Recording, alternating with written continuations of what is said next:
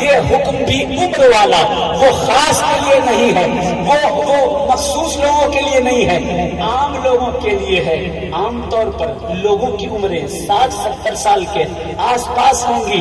اگر آپ حدیثوں کا مطالعہ کریں تو آپ دیکھیں گے، ایک کتاب ہے الاصابہ فی تمییز الصحابہ، اس میں ایک واقعہ لکھا ہوا ہے کہ محمد رسول اللہ صلی اللہ تعالی علیہ وسلم کے بچپن کا زمانہ ہے۔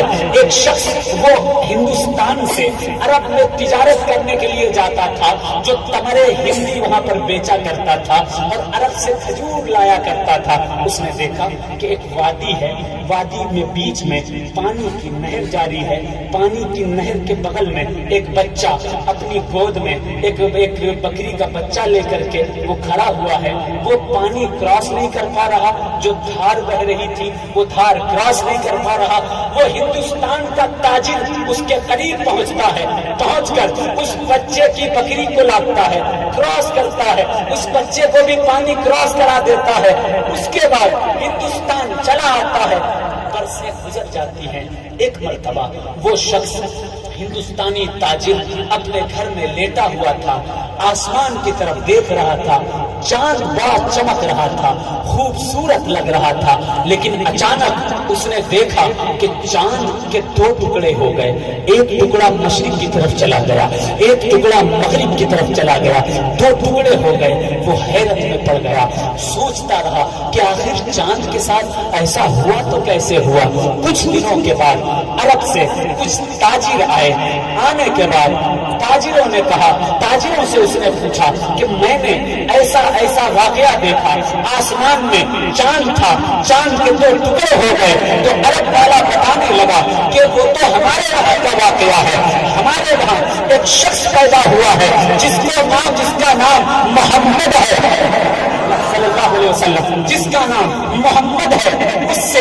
اس کے لوگوں نے کہا تھا کہ اگر تم سچے نبی ہو تو پھر چاند کے 2 ٹکڑے کر کے دکھاؤ۔ میرے نبی نے چاند کی طرف ایک اشارہ کیا، چاند 2 پارا ہوتا ہوا۔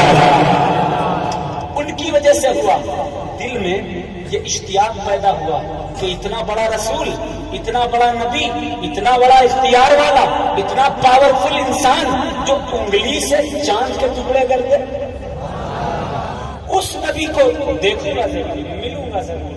دل میں اشتیاق پیدا ہوا، دوڑ کے مکہ پہنچے۔ کچھ دنوں کے بعد مکہ میں پتہ چلا کہ آپ ہجرت کر کے مدینہ چلے گئے ہیں۔ مدینہ پہنچے، مدینے میں سرکار صحابہ کے جھرمٹ میں تھے۔ وہ واقعہ یاد رکھیے گا کہ بچپن میں جب اس معصوم بچے کو اس شخص نے پانی کو پار کرایا تھا تو 7 مرتبہ بچے نے کہا تھا بارک اللہ فی عمرکم، اللہ تمہاری عمر میں برکت عطا کرے۔ 7 بار اس نے کہا تھا۔ یہ تاجر ہندوستانی پہنچے بارگاہ مصطفیٰ میں، قریب پہنچے، ادب کے ساتھ کہا حضور میں نے ایک معجزہ آپ کا دیکھا، چاند کے 2 ٹکڑے والا، ایک معجزہ اور دکھا دیجیے، ایک معجزہ اور دیکھنا چاہتا ہوں۔ تو سرکار فرمانے لگے کہ اے شخص، اے ہندوستانی، کیا تیرے لیے بچپن کا وہ معجزہ کافی نہیں جب میں نے تجھے 7 بار دعا دی تھی، 7 بار بارک اللہ فی عمرکم کہا تھا؟ وہ مسلمان ہوئے بارگاہ رسول میں، سرکار کے ہاتھ پر واپس آئے۔ اللہ تبارک و تعالیٰ نے ان کو 7 مرتبہ رسول نے دعا دی تھی، 700 سال کی عمر عطا فرمائی۔ ہندوستان کے پہلے صحابی رسول ہیں، واحد صحابی رسول ہیں جن کا نام ہے، غور سے سنیے، ان کا نام ہے حاجی بابا رتن بن ساہوک بن جندل رضی اللہ تعالیٰ عنہ۔ بھٹنڈا میں آپ کا مزار ہے۔ 700 سال کی آپ کی عمر ہوئی، کس کی امت میں ہے؟ محمد رسول اللہ کی امت میں ہے۔ ایک صحابی کے بارے میں اور سنا ہوگا آپ نے، جو سیدہ فاطمہ زہرا علیہ السلام کی چوکھٹ پر اپنی داڑھی سے جھاڑو دیا کرتے تھے، جو اہل بیت سے اتنی محبت کیا کرتے تھے کہ رسول اللہ نے ان کی محبت دیکھ کر فرمایا تھا سبحان اللہ، سلمان منا اہل البیت، یہ سلمان میرے گھر والا نہیں ہے لیکن پھر بھی میرے گھر والا ہے. سلمان میرے اہل بیت میں سے ہے. جس طرح علی ہے، جس طرح فاطمہ ہے، جس طرح حسن ہے، جس طرح حسین ہے، اسی طرح یہ سلمان بھی اپنے محبت کی بنیاد پر میرا. ایک واقعہ حضرت سلمان کا یاد آ گیا. نزہت المجالس میں یہ واقعہ لکھا ہے. عمر ان کی بھی بہت ہوئی، کتنی ہوئی بتاؤں گا لیکن سن لیں. ایک مرتبہ حضرت سلمان، مولا علی اور رسول کریم بیٹھ کر سب لوگ کھجور کھا رہے تھے. کھجور کھا رہے تھے. کھجور کی ساری گٹھلیاں مولا کائنات کھا کر کے حضرت سلمان کے سامنے رکھے دے رہے تھے. حضرت سلمان کے سامنے ساری کھجور کی گٹھلیاں رکھتے جا رہے تھے. مذاق میں مولا علی نے کہا کہ سلمان آپ کتنی کھجوریں کھا گئے؟ حضرت سلمان ادب کے ساتھ اور محبت کے ساتھ کہتے ہیں کہ میری عمر تم سے زیادہ ہے اور مجھ سے مذاق کرتے ہو. بولے سبحان اللہ. یہ صحابہ کی آپس کی باتیں ہیں. ہمارے جیسے نہیں تھے جو اندر جیلسی رکھیں، نفرت رکھیں، حسد رکھیں. محبت رکھتے تھے. مذاق بھی کرتے تھے تو محبت کے دائرے میں کیا کرتے تھے. کہا کہ علی میں تو تم سے عمر میں بہت بڑا ہوں. غور سے سنیے گا. مولا علی نے فرمایا اچھا آپ بڑے ہو یا ہم، ابھی فیصلہ ہو. مولا علی ارشاد فرماتے ہیں اے سلمان اپنے بچپن کا کوئی قصہ سناؤ.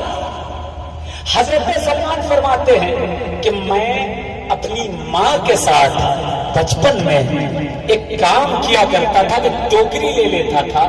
اس ٹوکری کے اندر جنگل سے پھول بھرتا تھا اور چوراہے پر بازار میں آ کر فارس میں بیچا کرتا تھا. حضرت سلمان سے مولا علی فرماتے ہیں کہ کچھ آگے کا بھی واقعہ بتاؤ. حضرت مولا علی سے جب پوچھا، مولا علی نے پوچھا حضرت سلمان سے، تو سلمان کہنے لگے، فرمانے لگے کہ ایک مرتبہ جب ٹوکری پکڑ کر میں اپنی والدہ کے ساتھ جنگل میں پھول چننے کے لیے گیا تھا. ٹوکری پھولوں سے بھر لی. بھرنے کے بعد جب مڑ کر دیکھا تو ماں وہ شہر کی طرف جا چکی تھی. میں تنہا رہ گیا تھا، میں اکیلا رہ گیا تھا. مجھے خوف ہوا، سورج ڈھل رہا تھا. میں جلدی جلدی دوڑتا ہوا شہر کی طرف جب جانے لگا، دیکھا کہ سامنے سے ایک شیر آ رہا ہے. وہ شیر مجھ پر حملہ آور ہونے والا تھا کہ میں نے خدا سے دعا کی، اے میرے مالک، اے میرے رب، کوئی مددگار بھیج دے، کوئی مددگار بھیج دے. جب میں نے خدا سے دعا کی تو دیکھا. غور سے سنیے گا.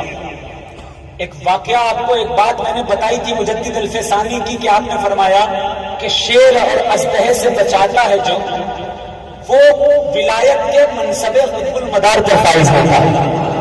اور اس منصب پر، قطب المدار کے منصب پر اعلان نبوت سے پہلے رسول اللہ بھی تھے. ولایت کے اسی منصب پر مولا علی بھی تھی، مولا علی بھی تھے. سیدہ فاطمہ بھی ولایت کے اسی منصب پر تھے. تو ولیوں کے کچھ منصب ہوتے ہیں، کچھ ڈگری ہوتی ہے. کوئی ڈی ایم ہوتا ہے، کوئی ایس ڈی ایم ہوتا ہے دنیا کے اعتبار سے. تو جس طرح دنیا میں D M S D M ہوتے ہیں، اسی طرح ولیوں کے بھی ڈی ایم اور ایس ڈی ایم ہوا کرتے ہیں. تو ولیوں میں جو سب سے بڑا مقام ہوا کرتا ہے وہ مقام قطب المدار ہوا کرتا ہے. اور ہر دور میں اولیاء ہوئے، ہر دور کے جو بڑے اولیاء تھے وہ مقام قطب المدار پر تھے. حضرت سلمان فارسی فرماتے ہیں کہ جب میں نے دعا کی اے خدا کوئی مددگار بھیج دے، تو دیکھا کہ سامنے سے سفید گھوڑے پر ایک بہت ہی خوبصورت انسان چلا آ رہا ہے، جس کے چہرے کی مجھے تاب نہیں تھی، جس کا چہرہ اتنا روشن تھا، اتنا نورانی تھا، اس قدر خوبصورت تھا، اس قدر نور والا تھا کہ اس کے چہرے پر میری نظر ہی نہ پڑی. میں نے اس کا چہرہ دیکھ ہی نہ پایا. لیکن وہ شخص آیا، اس کو دیکھ کر شیر بھاگ گیا. اس شخص کو دیکھ کر شیر بھاگ گیا. میں بھی وہاں سے بھاگا. میری ٹوکری خدا جانے کہاں گم ہو گئی، میری ٹوکری غائب ہو گئی. اب سنیے، حضرت مولا علی امامہ باندھے ہوئے تھے. مولائے کائنات اپنے امامے کو کھولتے ہیں، کھول کر ایک ٹوکری نکالتے ہیں. پوچھتے ہیں سلمان کیا یہی ٹوکری تھی؟ اے سلمان کیا یہی ٹوکری تھی؟ حضرت سلمان فرماتے ہیں ہاں علی ٹوکری تو یہی ہے میری۔ پھر حضرت مولا علی فرماتے ہیں کہ اے سلمان اب سمجھ میں آیا کہ میری عمر زیادہ ہے کہ تیری عمر زیادہ ہے، کس کی عمر زیادہ ہے اب سمجھ میں آیا۔ بہرحال ان کے بارے میں الاصابہ فی تمیز الصحابہ میں حضرت امام عسقلانی نے تحریر فرمایا ہے کہ 350 سال کی عمر اللہ نے حضرت سلمان فارسی کو عطا فرمائی۔ 350 سال کی عمریں بہت ساری ہوئی، صحابہ کی زیادہ ہوئی، وقت بہت کم ہے ورنہ اور تفصیل سے بتاتا۔ قطب المدار کی عمر 556 سال یا 96 سال کی کیسے ہو سکتی ہے؟ آپ ایسے بھی اندازہ لگا سکتے ہو کہ آپ کے پیر کا نام حضرت بازید بسطامی رضی اللہ تعالیٰ عنہ۔ بازید کون ہے؟ حضرت جنید فرماتے ہیں، جنید بغدادی، کہ بازید کا مقام اور مرتبہ فلیہ میں ایسا ہے جیسا فرشتوں میں جبرائیل کا ہوا کرتا ہے۔ وہ مقام اللہ نے حضرت بازید بسطامی کو عطا فرمایا ہے۔ سن 261 ہجری کے آس پاس آپ کے ہاتھوں پر سرکار مدار العالمین نے بیعت حاصل کی اور آپ تبع تابعین میں ہیں، بولے سبحان اللہ۔ تبع تابعین میں 242 ہجری سرکار مدار پاک کی ولادت ہے اور 282 ہجری میں آپ ہندوستان تشریف لائے۔ مدار العالمین نے ملاقات غوث اعظم سے بھی فرمائی۔ مدار العالمین کی ملاقات غریب نواز سے بھی ہے۔ جب مدار پاک کوکلا پہاڑی پر اجمیر شریف میں پہلے پہنچے تھے تو حضرت سیدنا حسین خن سوار اور ان کے 40 ساتھیوں کی لاشیں وہاں پر موجود تھی، کوئی چھونے نہیں جا رہا تھا۔ میرے مدار نے حضور جمال الدین جانمن جنتی رضی اللہ عنہ کو حکم دیا کہ جاؤ اپنے ساتھیوں کے ساتھ اور ان 40 لاشوں کو دفن کر دو۔ انہوں نے جا کر پہلی مرتبہ دفن کیا تھا۔ پھر جب بعد میں میرا مدار اجمیر پہنچتا ہے تو غریب نواز کوکلا پہاڑی پر مدار العالمین سے ملاقات کرنے کے لیے پہنچتے ہیں۔ ہوتا یہ ہے کہ مدار پاک سامنے بیٹھے ہیں، غریب نواز کی سلام کر کے سامنے بیٹھ جاتے ہیں۔ 1 دن ہو گیا، غریب نواز نے مدار سے کچھ نہیں کہا۔ 2 دن ہو گئے، مدار العالمین سے غریب نواز نے کچھ نہ کہا۔ 3 دن تک نہ سرکار مدار پاک کچھ بولے نہ سرکار غریب نواز کچھ بولے۔ اس کے بعد 3 دن جب مکمل ہو گئے، سرکار غریب نواز اٹھے، اپنے مریدوں کو ساتھ لے کر کے نیچے آ گئے، پہاڑی کے نیچے آئے۔ مریدوں نے پوچھا کہ سرکار ایسی ملاقات بھی کیسی ملاقات تھی؟ نہ آپ نے ان سے کچھ کہا نہ انہوں نے آپ سے کچھ کہا، یہ ملاقات کیسی تھی؟ تو مریدوں سے غریب نواز سرکار فرماتے ہیں کہ جو دل والے ہوتے ہیں وہ ایسے ہی ملاقات کیا کرتے ہیں، جو دل والے ہوتے ہیں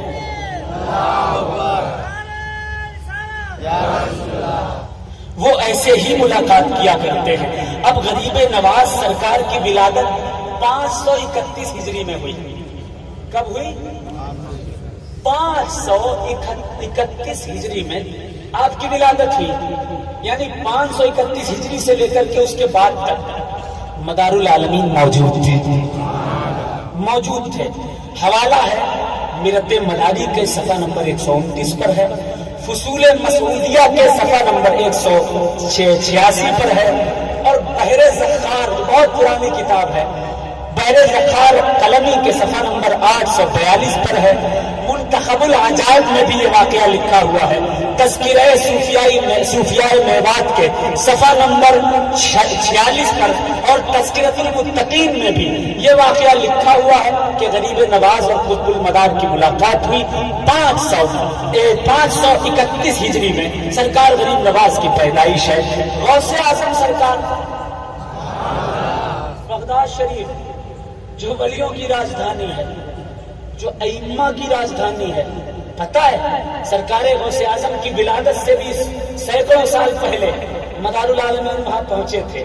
نہر دجلہ سوکھ چکی تھی، بغداد والے بارگاہ مدار میں پہنچے، کہا مدار پاک بغداد والے پیاسے مر رہے ہیں، کرم فرما دیجئے، پانی کا ایک قطرہ نصیب نہیں، نہر دجلہ بھی سوکھ گئی، آسمان سے بارش بھی نہیں ہوئی۔ سرکار نے ایک عصا دیا اپنے بھائی اور خلیفہ حضرت نظام الدین کو اور کہا جاؤ نہر دجلہ میں اس عصا کو گاڑ دینا۔ آپ گئے نہر دجلہ میں عصا کو رکھا، جیسے ہی رکھا پانی کے چشمے نہر دجلہ سے ابلنا شروع ہو گئے۔ پانی بڑھتا رہا، اتنا بڑھا کہ پورا بغداد تر ہو گیا۔ دوڑ کر پھر بغداد والے کہا سرکار اتنا پانی تو نہیں چاہیے تھا کہ پورا بغداد ڈوبا جا رہا ہے، صرف اتنا ہو جائے کہ ہمارے چوپائے پی لیں اور ہم پی لیں۔ سرکار نے خلیفہ سے کہا جاؤ عصا کو باہر نکال لو۔ عصا باہر نکالا گیا، پانی لیول میں آ گیا۔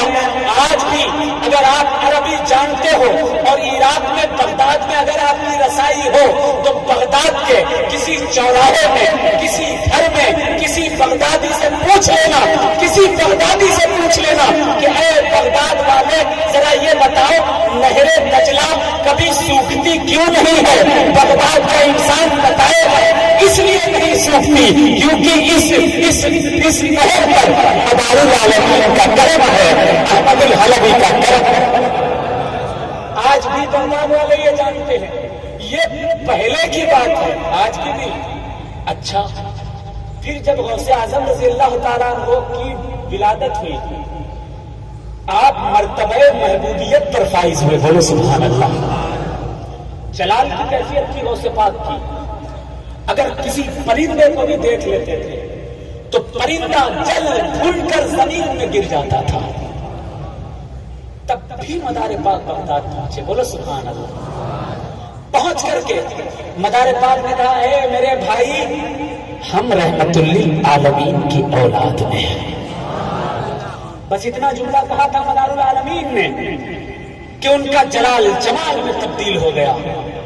پھر دوبارہ پہنچے، غوث پاک کی ایک بہن تھی جن کا نام تھا حضرت بی بی نصیبہ، بولو سبحان اللہ۔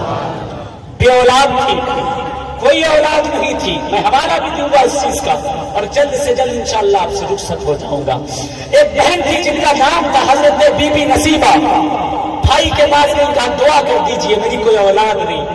غوث پاک فرماتے ہیں کہ اے نصیبہ تیری اولاد کی دعا کا دار و مدار وہ ذات قطب المکان ہے، جب وہ آئیں گے وہ دعا کریں گے تب اللہ تم کو اولاد عطا کرے گا۔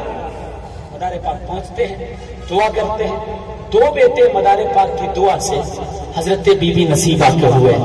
ایک بیٹے کا نام سید محمد ہے جس کو جمال الدین جان من جنتی کہا جاتا ہے، دوسرے بچے کا نام سید احمد بادی پا ہے جن کا مزار اعظم گڑھ میں ہے۔ یہ غوث اعظم سرکار کے سگے بھانجے ہیں اور مدار العالمین کے مرید اور خلیل۔ یہ جو جگمگا رہا ہے، یہ جو روزہ آپ جگمگاتے دیکھ رہے ہو، یہ بھی جمال الدین جان من جنتی سرکار کا صدقہ ہے۔ یہ جو بابامان دریائی دولہ چمک رہے ہیں، یہ بھی صدقہ جمال الدین جان من جنتی کا ہے۔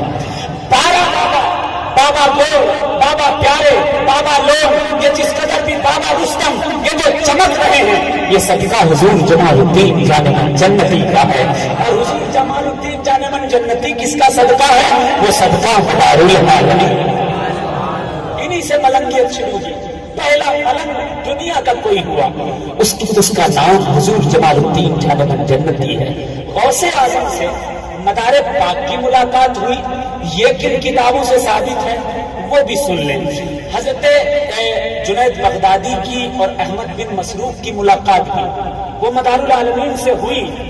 یہ زمانہ 299 ہجری کا ہے، کشف المحجوم میں بھی لکھا ہے، سیرت الصحابہ والتابعین میں بھی لکھا ہے۔ دوسری کتاب کا نام آئینہ نسب نامہ، اس کتاب میں بھی یہ عبارت لکھی ہے۔ اس کے علاوہ کشف المحجوم میں بھی یہ لکھا ہوا ہے۔ اور غوث اعظم سرکار کی ولادت ہوئی ہے 471 ہجری، یعنی 299 میں بھی میرا مدار موجود ہے، 471 میں بھی میرا مدار موجود ہے، 531 میں غریب نواز کے زمانے میں بھی میرا مدار موجود ہے۔ اب آپ چلیں कचौचा शरीफ, जहां भूत भगाए जाते हैं, हर तरह के भूत, वहां पहुंचिए कचौचा शरीफ में, बारगाह मखदूम पाक में। आपका जमाना 800 हिजरी के आसपास का है, 800 हिजरी के आसपास का जमाना है। हजरत सरकार मखदूम अशरफ लताइफ अशरफी के सफा नंबर 338 पर तहरीर फरमाते हैं कि सुल्तान इब्राहिम शर्की व काजी शहाबुद्दीन दौलताबादी रहमतुल्लाह अलैह, इन लोगों ने मदारुल आलमीन से निस्बत हासिल की है 800 हिजरी के आसपास, यानी 800 हिजरी में भी मेरा मदार मौजूद है। 242 हिजरी से लेकर 838 हिजरी तक जितने वली हुए, जितने बुजुर्ग हुए, जितने सलातीन हुए, जितने बुजुर्गाने दीन हुए, सबने मेरे मदार से मुलाकात की है। और पता है यहाँ जो हमला हुआ था पाटन पे हमला हुआ, 16 बार हमला किया, नहीं कामयाब हुआ। जब 70वीं हुई तब कामयाबी मिली है, जब 70वीं तब कामयाबी मिली। उससे तारीख पढ़िएगा आप, हजरत साहू सालार मसूद गाजी और इसके अलावा बहराइच शरीफ के मशाइख ने भी मेरे मदार का सदका हासिल किया। ये 600 हिजरी के जमाने की आसपास की बात है, यानी 242 हिजरी से लेकर 838 हिजरी तक जिस कदर औलिया हुए, सलातीन हुए, बादशाह हुए, इस्लाम वाले हुए, ईमान वाले हुए, मेरे मदार से सबकी मुलाकात हुई। यानी मेरा मदार 242 में भी मौजूद था, 531 में भी मौजूद था, 838 में भी सुल्तान इब्राहिम शर्की और मखदूम अशरफ सरकार के जमाने में भी मौजूद था। तो पता चल गया मेरे मदार की उम्र वो 100 साल नहीं हुई, 596 साल की उम्र हुई, 596 साल की मेरे मदार की उम्र हुई है। ये महीना मन का महीना है, ये महीना अफसोस का महीना है, ये महीना इश्क़े गमे हुसैन के आंसू बहाने का महीना है। मैंने कहा था इश्क़े गमे हुसैन के आंसू बहा के देख, इतनी खुशी मिलेगी संभाली न जाएगी। हुसैन जिंदा है दस्तूरे जिंदगी की तरह, शहीद मरता नहीं आम आदमी की तरह। अरे यजीद डूब गया, हुसैन जिंदा है दस्तूरे जिंदगी की तरह, शहीद मरता नहीं आम आदमी की तरह। यजीद डूब गया शाम के अंधेरों में, हुसैन फैले हैं दुनिया में रोशनी, दुनिया में रोशनी, हुसैन फैले हैं दुनिया में रोशनी की तरह। एक वाकया करबला का बताकर इंशाअल्लाह सलातो सलाम पढ़ूंगा। वो वाकया जिसको पढ़कर, जिसको सुनकर बहुत गर्व और तकलीफ होती है। मैंने एक सवाल आपसे पहले भी किया था कि किसी घर में अगर एक मैयत उठती है तो सहन और कल्ब ज़ैनुल आबिदीन को बचाकर मदीने तक लाई, क्या हालात हुए होंगे। ये दिन जो चल रहे हैं, मुहर्रम के जो दिन चल रहे हैं, ये वो दिन हैं कि जब करबला वाले काफिले में जंजीरों में जकड़े हुए शाम की तरफ जा रहे थे। आपने वो वाकया सुना होगा कि एक कनीज थी फिजा, चौराहे पर जब उसने ये चीनी गोइयां सुनी कि कुछ लोगों को, बागियों को पकड़कर शाम की तरफ ले जाया जा रहा है, तो हजरत फिजा ने अपने घर से कुछ मालो मता भेजा, कुछ खाने की चीजें और कुछ कपड़े भेजे थे। मशहूर वाकया है, सुन चुके होंगे आप। और उस कपड़ों और मालो मता को उन्होंने अहले बैत को दिया। वो नहीं जानती थी कि ये अहले बैत में है। सैयदा ज़ैनब तक वो कपड़े पहुंचे और वो मालो मता पहुंचा। सैयदा ने उसको कबूल किया। उसके बाद उस कासिद को जो सामान लेकर के आया था, उससे कहा कि जाओ उसको बुला करके लाओ जिसने मुझे ये चीजें दी हैं। वो बुला करके लाई। उसने पूछा, सैयदा ज़ैनब सलामुल्लाह अलैहा पूछती हैं कि फिजा औरत, आखिर तेरा नाम क्या है और मेरी मदद आखिर तूने की तो क्यों की, वजह क्या है मेरी मदद करने की। तो उसने कहा कि मैं मदीने शरीफ में सैयदा फातिमा ज़हरा अलैहिस्सलाम के घर में कनीज़ी किया करती थी। उनकी गुलाम थी, उनकी कनीज थी। وہاں پر 2 بچے تھے، حسن اور حسین، اور ایک بیٹی تھی ان کی سیدہ زینب۔ جب سیدہ زینب نے کہا کہ فضہ اگر تم کو کوئی چیز چاہیے اس نیکی کے بدلے میں تو وہ ہم دے سکتے ہیں، تو فضہ کہتی ہے کہ مجھے اور کچھ نہیں چاہیے۔ جو بچے تھے وہاں مدینہ شریف میں، حسن اور حسین اور زینب، میں ان کے چہرے دیکھنا چاہتی ہوں، میں چہرے دیکھنا چاہتی ہوں۔ سیدہ زینب نے فرمایا تھا کہ یہ جو بیٹی بیٹھی ہوئی ہے سامنے، یہ فاطمہ کی بیٹی ہے، اور نیزے پر جو سر بلند ہے، اللہ اکبر، وہ امام حسین علی مقام علیہ السلام کا سر ہے۔ دیکھ لو اور زیارت کر لو امام حسین کے سر کی اور فاطمہ کی بیٹی کی۔ بہت تکلیف کی بات ہے۔ پتہ ہے آپ کو کربلا کی تپتی سرزمین پر جب عصر کے بعد سارا گھر لٹ گیا، حضرت امام حسین علیہ السلام لاشوں پر لاشیں اٹھاتے رہے، خیموں میں ڈھیر کرتے رہے، انا للہ و انا الیہ راجعون کی صدا لگاتے رہے، صبر کرتے رہے۔ ایسا صبر کیا کہ قیامت تک کوئی ایسا صبر نہیں کر سکتا، ایسا صبر کیا کہ رہتی دنیا تک کوئی ایسا صبر کر ہی نہیں سکتا، ممکن ہی نہیں ہے ایسا کوئی صبر کر سکے۔ ڈھیر لگاتے رہے، آخر میں خود بھی شہید ہو گئے۔ شہادت سے پہلے ایک جملہ کہا تھا، اپنا گھوڑا نہر میں اتار کر یہ جملہ کہا تھا، سبحان اللہ، کہا تھا یزیدیو دیکھ لو حسین کے گھوڑے کے قدم نہر میں موجود ہیں،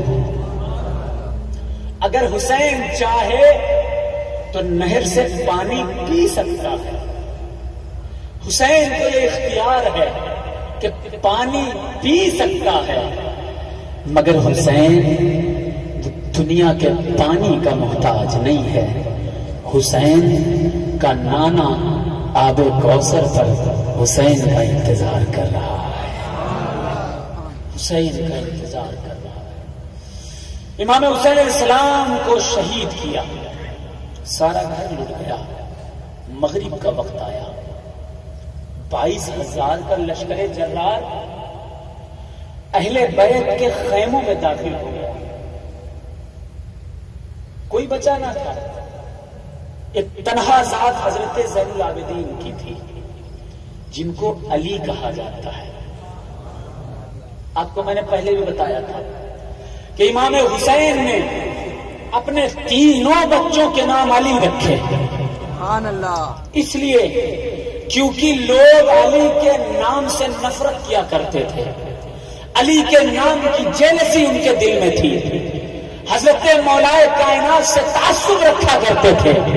اس بنیاد پر اگر کوئی علی کا نام بھی لے لیتا تھا تو اس کو مار دیا جاتا تھا، اس پر ظلم اور تشدد کے پہاڑ پھیرے جاتے تھے۔ ان کو جلانے کے لیے میرے حسین نے اپنے 3 بچوں کے نام علی رکھے، بھلے بڑے بیٹے کا نام علی اکبر رکھا، چھوٹے کا نام علی اوسط رکھا، سب سے چھوٹے کا نام حضرت علی اصغر رکھا، 3 کے نام علی رکھے۔ میرے گھرانے میں بھی سارے لوگوں کے نام علی علی، شجر علی، محضر علی، ذوالفقار علی، حضرت منظر علی۔ کل وہ جلا رہے تھے، آج ہم جلا رہے ہیں، کل وہ جلا رہے تھے، آج ہم جلا رہے ہیں، اور ہر علی کا چاہنے والا قیامت تک جلا جا رہا ہے۔ جلتے رہو، جلتے رہو۔ مغرب کا وقت تھا، خیمے میں سب داخل ہو گئے۔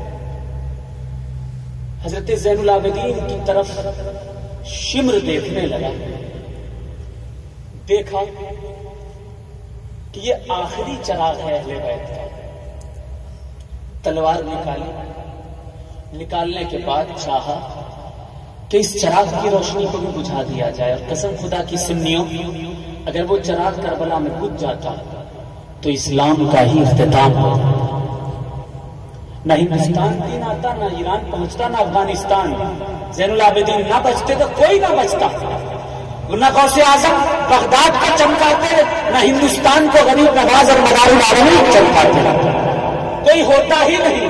حضرت زین العابدین کسی طرح سے بچ جاتے ہیں. رات کا وقت ہوتا ہے. معصوم سکینہ 4 سال کی اپنی پھوپھی زینب سے پوچھتی ہیں کہ اے زینب، اے پھوپھی جان، بابا کہاں چلے گئے؟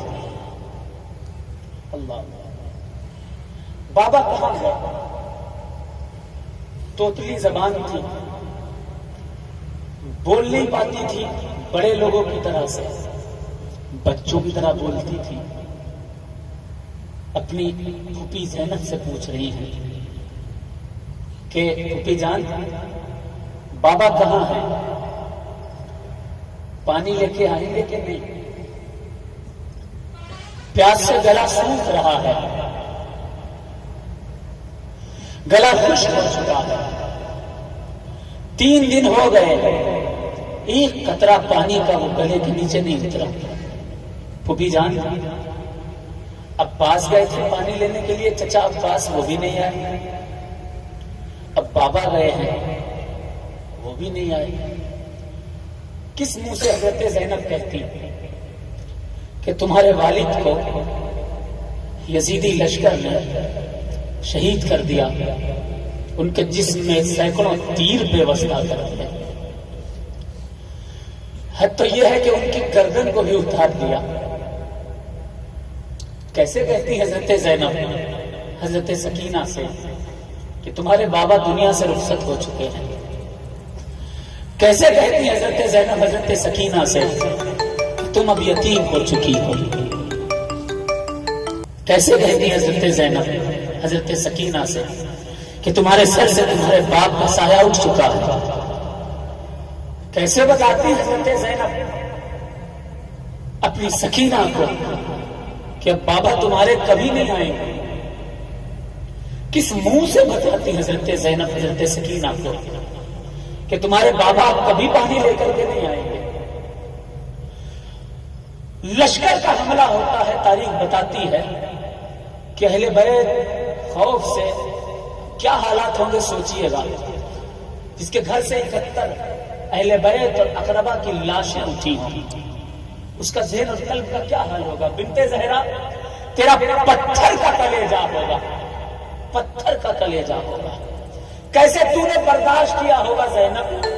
تیری ہمت کو سلام، تیرے حوصلے کو سلام.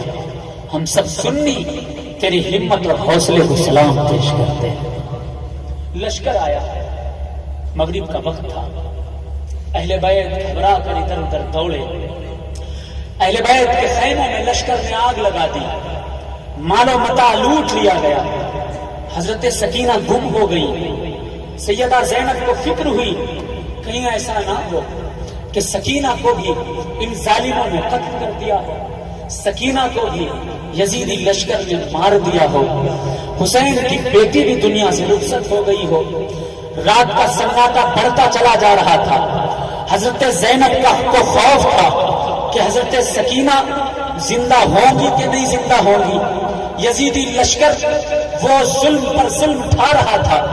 خیمے میں آگ لگائی جا رہی تھی، حتیٰ کہ قرآن مقدس کی بھی بے حرمتی کی جا رہی تھی، اس کو بھی جلایا جا رہا تھا. سیدہ زینب کو سکینہ کی فکر تھی، عابد بیمار کی فکر تھی، اہل بیت کے بچے بچے گلشن کی فکر تھی. رات بڑھتی چلی گئی، سناٹا بڑھتا چلا گیا. اندھیری رات سنی تھی، وہ اندھیری رات بڑھتی گئی. حضرت سکینہ حضرت زینب سکینہ کو ڈھونڈنے کے لیے اپنے جگہ سے نکل کر کے مقتل کی طرف دوڑتی ہیں. مقتل کی طرف دوڑتے دوڑتے آپ لاشوں کی طرف نظر ڈالتی ہیں کہ شاید سکینہ اپنے بابا جان کو ڈھونڈتے ڈھونڈتے اس طرف آ گئی ہو اور مقتل میں موجود ہو. ڈر تھا کہ یا تو کسی نے مار دیا ہوگا یا اپنے بابا جان کو ڈھونڈ رہی ہوگی. حضرت زینب دوڑتی رہی، ڈھونڈتی رہی تو دیکھا کہ ایک بچی ہے جو ایک لاش پر سر رکھ کر کے سو رہی ہے. رات کا سناٹا ہے. زینب پہنچتی ہیں، اس بچی کو غور سے دیکھتی ہیں، سر پر ہاتھ پھیرتی ہیں، جان لیتی ہے کہ یہ سکینہ ہے. قریب میں ایک لاشا پڑا ہوا تھا جس لاش کا کوئی سر نہیں تھا. تاریخ بتاتی ہے کہ حضرت سکینہ کو حضرت زینب نے گود میں لیا، گود میں لے کر کے اس کو جگایا، جگا کر حضرت سکینہ سے پوچھا کہ اے بیٹی یہاں مقتل میں کیوں چلی آئی، یہاں لاشوں کے انبار کی طرف آنے کی ضرورت کیا تھی؟ سکینہ اپنی دھوتری زبان سے بتانے لگی کہ اے بیٹی جان، میں اپنے بابا کو ڈھونڈ رہی تھی، بابا پانی لے کر نہیں ہے تو میں نے سوچا کہ بابا کو ڈھونڈیں گے، شاید بابا کے توسط سے پانی مجھے نصیب ہو جائے گا۔ بابا تو نہ ملے، لیکن یہ جو لاش پڑی ہوئی ہے، اس لاش سے مجھے اپنے بابا کی خوشبو آ رہی تھی، بابا کی اس لاش سے خوشبو آ رہی تھی، وہ خوشبو مجھے محسوس ہوئی، میں لاش کے قریب گئی، سینے پر سر رکھا، لگا جیسے یہ سینہ میرے بابا کا سینہ ہے، اور اسی سینے پر جب سر رکھا تو مجھے نیند آ گئی۔ حضرت زینب معصوم سکینہ کی گود میں اٹھا کر پیار کرتی ہیں، آنکھوں سے آنسو بھی آتے ہیں تو منہ چھپا کر کے، سکینہ سے آنکھیں چھپا کر کے حضرت زینب آنسو پہنچتی ہیں، سکینہ کو لے کر خیمے کی طرف آتی ہیں، کہتی ہے بیٹا پریشان نہ ہو، بابا آئیں گے، پانی دیں گے انشاءاللہ تعالی، اور تمہاری پانی کی یہ خواہش بھی دور ہو جائے گی۔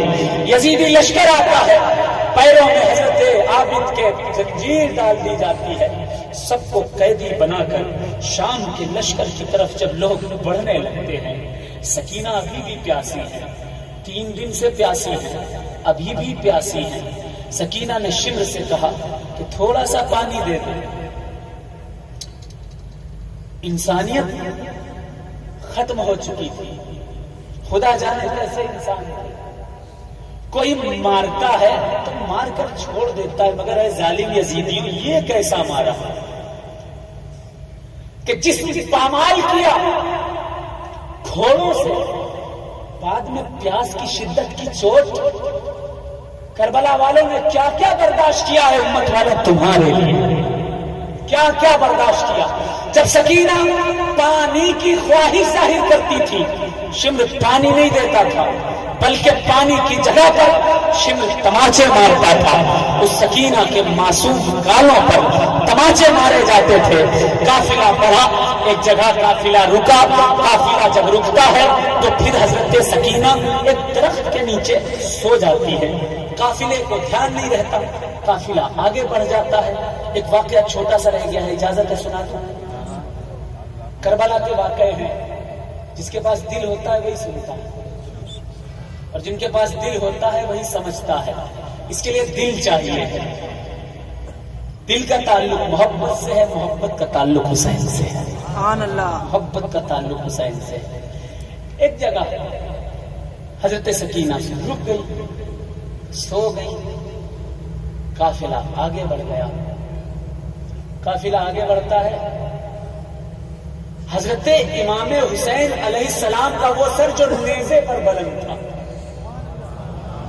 نیزے کی بلندی پر سر ہے، تکبیر کا نعرہ لب پر ہے۔ ایسا سر دیکھا ہے جو کٹنے کے بعد بھی نعرہ تکبیر کہہ رہا ہو؟ ایسا سر دیکھا ہے جو کٹنے کے بعد بھی نیزے کی بلندی پر قرآن کی تلاوت کر رہا ہو؟ جو قرآن کی تلاوت نیزے کی انی پر کرتا ہے، اس سر کا نام حسین پاک کا سر ہے۔ جو اپنی ظاہری دنیا کو چھوڑ دینے کے بعد بھی قرآن کی عظمت کو بچا رہا ہے، اس ذات کا نام ذات حسین ہے۔ انی پر جو سر تھا امام حسین کا، انی گرتی ہے، نیزہ گرتا ہے، گرنے کے بعد وہ زمین پر گر جاتا ہے۔ شمر چاہتا ہے کہ وہ اس کو اٹھایا جائے، لیکن وہ تلوار، وہ نیزہ اٹھتا نہیں ہے۔ حضرت زین العابدین کو وہ تماچے مارتا ہے، تاریخ میں لکھتا ہے، کہتا ہے کہ اپنے باپ کے سر سے کہو کہ آگے بڑھ جائے ورنہ تجھے بھی قتل کر دیا جائے گا۔ اللہ اکبر۔ حضرت زین العابدین بابا کے سر کے پاس پہنچتے ہیں، کہتے ہیں کہ اے بابا جان آگے بڑھ جائیے، کہیں ایسا نہ ہو یہ ظالم یزیدی اہل بیت کے اس آخری چراغ کو بھی بجھا دے۔ تاریخ میں لکھا ہے کہ وہ سر پھر بھی آگے نہیں بڑھتا. پھر قیدیوں کی گنتی کی جاتی ہے کہ کتنے قیدی وہ موجود ہیں. جب گنتی کی جاتی ہے تو حضرت سکینہ غائب تھی. اللہ اکبر. دوڑ کر سب لوگ پیچھے گئے تو دیکھا کہ ایک درخت کے نیچے معصوم سکینہ کو کوئی بوڑھی عورت اپنے ہاتھ میں لے کر کے گودی میں بٹھا کر کے اس کے سر پر ہاتھ پھیر رہی ہے. اس کے سر پر ہاتھ پھیر رہی ہے. بوڑھی کا چہرہ نہیں دکھ رہا ہے. تاریخ بتاتی ہے کہ سیدہ زینب روتے ہوئے بلکتے ہوئے آنکھوں میں آنسوؤں کا سمندر لیے ہوئے وہ سکینہ کو ڈھونڈنے کے لیے دوڑی تھی. یہ سوچ رہی تھی کہیں ایسا نہ ہو کہ حضرت سکینہ کو بھی شہید کر دیا گیا ہو. لیکن درخت کے نیچے ایک بوڑھی کی گود میں سکینہ کو صحیح سلامت دیکھ کر حضرت زینب کو تھوڑی خوشی اور تھوڑا مسرت تھوڑی ہوتی ہے. وہ دوڑ کر اس بوڑھی کے پاس پہنچتی ہے اور کہتی ہے کہ اے بوڑھی ماں تیرا لاکھ لاکھ احسان ہے. اے بوڑھی ماں تیرا لاکھ لاکھ شکر ہے. اے بوڑھی ماں تیری نوازش ہے, تیرا کرم ہے کہ تو نے حسین کی بچی کو تھوڑا سہارا دے دیا, حسین کی بچی کو تھوڑا آسرا دے دیا ہے. وہ بوڑھی عورت جو گود میں سیدہ سکینہ کو لے کر کے بیٹھی ہوئی تھی, اس نے کہا کیوں نہ سہارا دوں, کیوں نہ آسرا دوں, یہ تو ہماری ہی بچی ہے, یہ تو ہماری ہی بچی ہے. حضرت زینب پوچھتی ہے کہ اے بوڑھی ماں آخر ہو تو تم کون ہو؟ اس جنگل میں میری بچی میری بھتیجی کی مدد کے لیے آخر کیوں آئی ہو؟ وہ بوڑھی عورت اپنے چہرے سے دوپٹے کو ہٹاتی ہے. سیدہ زینب جب اس کا چہرہ دیکھتی ہے تو ان کی آنکھوں سے آنسوؤں کے سیلاب جاری ہو جاتے ہیں. وہ کوئی اور نہیں تھی, وہ ذات سیدہ فاطمہ الزہرا علیہ السلام کی ذات تھی جو اپنی بچی سکینہ کو گود میں لے کر کے اس کی حفاظت کرتی ہے. اب آپ سوال کرو گے کہ سکینہ حضرت فاطمہ کا تو وصال ہو چکا تھا, تو کربلا میں آئی تو کیسے آئی؟ میں کہوں گا میرے بھائی حدیثیں پڑھو. حضرت ام سلمہ رضی اللہ تعالی عنہا نے خواب میں دیکھا تھا جب کربلا بپا ہو گئی, دیکھا تھا کہ محمد الرسول اللہ صلی اللہ علیہ وسلم بال بکھرے ہوئے ہیں, آپ کے چہرہ غمزدہ ہے, مدینے آئے ہوئے ہیں. حضرت ام سلمہ پوچھتی ہیں یا رسول اللہ کہاں سے آ رہے ہو؟ حضور فرماتے ہیں میں کربلا گیا تھا, میں کربلا سے آیا ہوں. بہت سے لوگ یہ سوچتے ہوں گے کہ کربلا سے قرآن سے کیا تعلق ہے, قرآن اور کربلا سے لینا دینا کیا ہے؟ محرم داری الگ ہے, قرآن الگ. محرم کا قرآن سے کوئی لینا دینا نہیں, شریعت الگ ہے, حسین الگ. میں کہتا ہوں جب غریب نواز نے حسین کو دین کہہ دیا تو شریعت الگ کیسے ہو گئی حسین سے؟ حسین سے شریعت الگ کیسے ہو گئی؟ آج میں آپ کو قرآن مقدس کا وہ واقعہ سنا کر رخصت ہو جاؤں گا. میرا دعویٰ ہے یہ بھی آج تک کسی نے نہیں بتایا ہوگا, اس دعوے کے ساتھ کسی نے نہیں بتایا ہوگا. آپ نے سنا حضرت ابراہیم علیہ الصلوۃ والتسلیم نے اپنے بچے اسماعیل کو قربان کرنے کے لیے رکھا. حضرت اسماعیل کی جگہ دمبا آ گیا, اس دمبے کو ذبح کیا گیا. حضرت ابراہیم خدا کی بارگاہ میں رونے لگے, اے رب کیا میری قربانی قبول نہیں کی؟ خدا نے فرمایا کہ تمہاری قربانی قبول ہے لیکن یہ قربانی ابھی نہیں لی جائے گی. بولو سبحان اللہ. یہ قربانی ایک اسماعیل سے کیا ہوگا؟ میں تمہاری ہی نسلوں میں 72 لوگوں کی قربانیاں لوں گا. اللہ اکبر. یہ قرآن میں کہاں ہے؟ قرآن میں ہے بھی کہ نہیں؟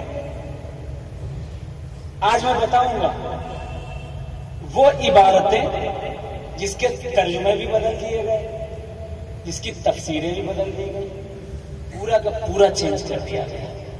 انہی میں سے ایک چیز یہ بھی ہے, حضرت ابراہیم علیہ الصلوۃ والتسلیم نے جب قربانی اسماعیل علیہ السلام کی پیش کی اور ان کی جگہ دمبا آ گیا تو اللہ تعالی 23ویں پارے میں وما لی، سورت ہے الصافات، الصافات میں اللہ تعالی ارشاد فرماتا ہے وَصَدَّقْتَ الرُّؤْيَا، اے ابراہیم تو نے اپنا خواب سچ کر کے دکھایا، یعنی اسماعیل علیہ السلام کی قربانی تو نے پیش کی۔ اِنَّا كَذَلِكَ نَجْزِي الْمُحْسِنِينَ، بے شک ہم اسی طرح محسنین کو اجر دیا کرتے ہیں۔ اِنَّ هَذَا لَهُوَ الْبَلَاءُ الْمُبِينُ، حقیقت میں یہ بہت بڑا امتحان تھا، بیٹے کو دین کے راستے میں خدا کے لیے قربان کرنا یہ بہت بڑا امتحان تھا۔ لیکن آگے خدا کیا ارشاد فرماتا ہے؟ 23واں پارہ ہے وما لی، سورۃ الصافات ہے، 542واں صفحہ ہے۔ رب فرماتا ہے وَفَدَيْنَاهُ بِذِبْحٍ عَظِيمٍ، اور اے ابراہیم ہم نے اس کے عوض میں، یعنی اسماعیل کی قربانی کے عوض میں ایک ذبح عظیم رکھی ہے۔ آئے ہائے، ذبح عظیم، ایک بہت بڑی ذبح عظیم، ایک اسماعیل سے کچھ ہونے والا نہیں ہے، 72 کی قربانی، 72 کی قربانی۔ رب تعالیٰ ارشاد فرماتا ہے وَفَدَيْنَاهُ بِذِبْحٍ عَظِيمٍ، اور ہم نے ایک بڑا ذبیحہ اس کے عوض میں دے دیا۔ وَتَرَكْنَا عَلَيْهِ فِي الْآخِرِينَ، اور یہ قربانی میں نے آخرین والوں کے لیے چھوڑ دی ہے، آنے والے لوگوں کے لیے چھوڑ دی ہے۔ اس میں ترجمے میں کوئی ادھر ادھر بات نہیں ہوئی، اس کا ترجمہ بھی یہی ہوا ہے اور لکھا ہے کہ ہم نے پیچھے آنے والوں میں یہ بات یعنی کہ شہادت اور قربانی ان کے لیے رہنے تھی، یعنی کربلا والوں کے لیے رہنے تھی، کربلا والوں کے لیے رہنے دی۔ بس اللہ سے دعا ہے ہمیں، آپ کو، سب کو کربلا والوں کی سچی عقیدت، محبت اور ان پر قربان ہونے کا جذبہ عطا فرمائے، ہندوستان میں امن اور امان کا ماحول پیدا فرمائے۔ وہ کمیٹی، یاسین بھائی اور جن جن لوگوں نے اس جشن کا انعقاد کیا ہے، اللہ ان کے رزق میں، اعمال میں، عمل میں ترقیاں عطا فرمائے اور اس کمیٹی کو بھی ترقیاں عطا فرمائے۔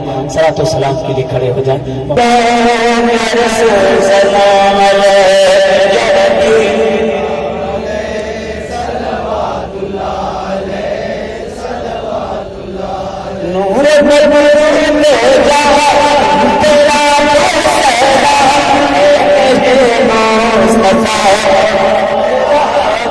سلام یا نبی،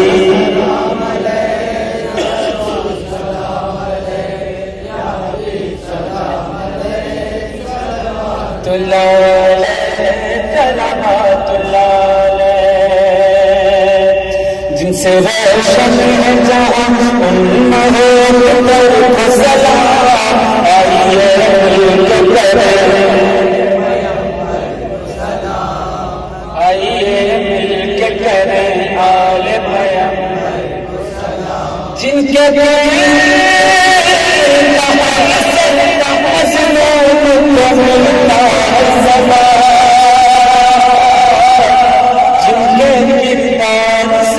مظلوم کو ملتا ہے سبب، ان حسین بن علی صبر کے پاکر کو سلام،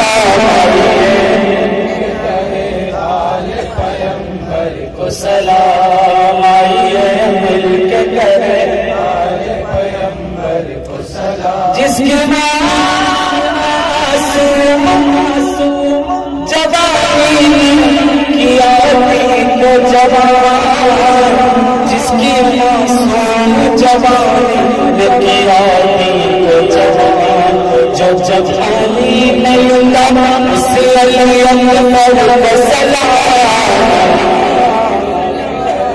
آل پیغمبر کو سلام، آئیے مل کے کریں آل آل پیمبر کو سلام کربلا